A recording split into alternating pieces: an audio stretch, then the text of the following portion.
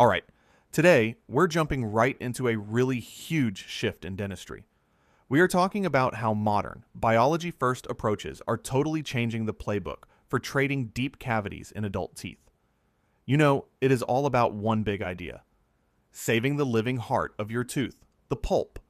For like forever, when you heard the words deep cavity, your mind probably jumped to one thing: root canal treatment, right? But what if I told you that's not always the case anymore? Seriously? Thanks to a much deeper understanding of how teeth actually work, the game has completely changed. Okay, so let's break this down. The old way was pretty aggressive. The thinking was just drill out every last bit of decay, even if that meant drilling right into the pulp, which, yep, usually meant a root canal treatment was next. But the new way? It's total 180. It's all about preserving that pulp, using these super smart, minimally invasive techniques that actually work with your tooth's amazing ability to heal itself. And that brings us right to the new prime directive, the core principle of modern pulp therapy. The goal isn't just to get rid of the bad stuff anymore. It's to actively save the good stuff, that living pulp. And look, this whole new philosophy is possible because we've realized something incredible about the pulp. It's not this fragile, delicate thing we once thought. It's a fighter. It has the amazing built-in capacity to bounce back from inflammation and injury as long as we give it a fighting chance. And a huge part of giving it that chance comes down to this. Well, this is hero material, really. It's called calcium silicate cement, or CSC for short. These things are an absolute game changer. They're not just a simple patch. They are good for the tooth, helping it heal, and build a brand new layer of protective tooth structure. It's literally like the tooth is healing itself from the inside out. And that, as you can imagine, makes these treatments way more successful. Okay, but before dentists can do anything, they have to play detective. Getting the diagnosis right is absolutely everything, because you know the right treatment totally depends on what's actually going on inside that tooth. So, let's get on the same page with the lingo. First up, deep caries. All this means is that the decay is getting pretty close to the center into that inner part of the dentine. And this is the key part, on an x-ray, you can still see a little protective wall of healthy dentin standing between the decay and the pulp. Now contrast that with extremely deep caries. This is when that wall is gone. The decay has basically breached the defenses. On the x-ray, there is no visible barrier left. That means exposing the pulp isn't just a risk, it's pretty much a guarantee. And you can see why telling these two apart is so important, right? It changes the whole game plan. Alright, so after figuring out where the decay is, the next question is, how's the pulp feeling? First, you've got reversible pulpitus. Think of this as the pulp just being annoyed. You get that quick zing from something cold or sweet, but the then puff, it's gone. That's actually a great sign. It's the pulp telling your dentist, hey, I'm irritated, but I can totally bounce back. But then there's irreversible pulpitus. This is a whole different level. We're talking about the pulp being seriously angry. This is that pain that just shows up out of the blue, or a throbbing that just hangs around long after you've had a sip of coffee. For years, this diagnosis meant one thing and one thing only: root canal treatment. End of story. But that's the part of the story that's changing in a big way. So, how does a dentist put all this together? Well, they use a roadmap just like this one. This, basically the decision tree that experts from around the world agreed on. It walks them through every step from what's the problem to what's the best way to fix it. We're going to follow this map together. Okay, let's dive into that first major pathway.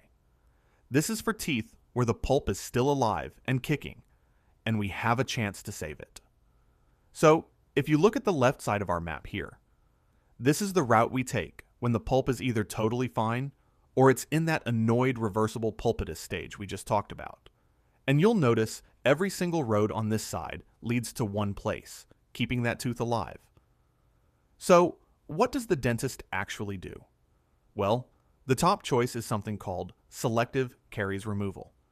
And super clever, they clean out all the really mushy infected stuff, but they selectively leave the last thin layer of dentine.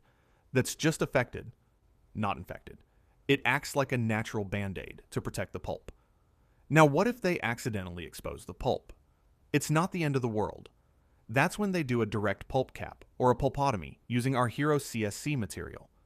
And then, of course, they finish with a really good sealed up filling to keep any new bacteria from getting in. And just so you know, this isn't some experimental idea. The evidence for this is rock solid. For a tooth with deep decay but a vital pulp, selective caries removal has a strong recommendation, followed by CSC pulpotomy if the pulp is exposed. That's the highest level. Alright, let's cross over to the other side of the map. What about those severely inflamed teeth? The ones we used to think were a lost cause. Here we are on the right side of the flowchart. And this, folks, is the big one. The diagnosis is irreversible pulpitis. These spontaneous, lingering pain. The tooth is screaming. So, now what? And this quote really says it all. The latest science is challenging the notion that irreversible pulpitis requires root canal treatment. I mean, let that sink in. This is a massive, massive deal in dentistry. Here's the key takeaway. If you have a permanent tooth that's screaming with irreversible pulpitis, but the x-ray looks clean around the root with no signs of infection, there's a fantastic alternative to a root canal. You can do a CSC full pulpotomy. Basically, the dentist just removes the inflamed part of the pulp from the top chamber, puts that CSC material on the health pulp below, and seals it up. It's less invasive, and get this, the success rates are right up there with root canals. And this is just a lifesaver for younger people whose adult teeth are still growing. For these immature teeth, a pulpotomy is amazingly successful. We are talking very high success rates. And what is so cool is that it doesn't just save the tooth, it lets the root finish growing, making it way stronger for the long haul. Okay, so finally, what happens when it's too late? When the pulp just couldn't be saved and is necrotic? It's died. Well, if the roots are complete, a root canal treatment is recommended. But what if it's a young tooth with growing roots and the pulp is dead? Our map now leads us to the bottom right corner. This is for a really specific, tricky situation. This used to be a really tough problem, but again, science has come up with some incredible solutions. So, you've got two main choices. There's apexification, which uses those CSCs to build a hard plug at the end of the root so it can be filled. It's effective, but the tooth is kind of frozen in time. The root won't grow anymore. But then there's the really futuristic stuff. Regenerative endodontic treatments, or RETs. This is almost out of science fiction. The goal here isn't just to fill the tooth, but to actually regenerate new living tissue inside. It's like trying to help the tooth finish growing stronger and thicker. So, what's next? Well, things are moving at lightning speed.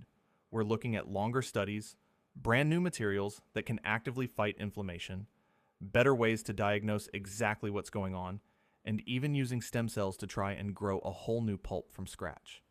It's amazing. The future isn't just about patching things up anymore. It's about helping the body heal and regenerate.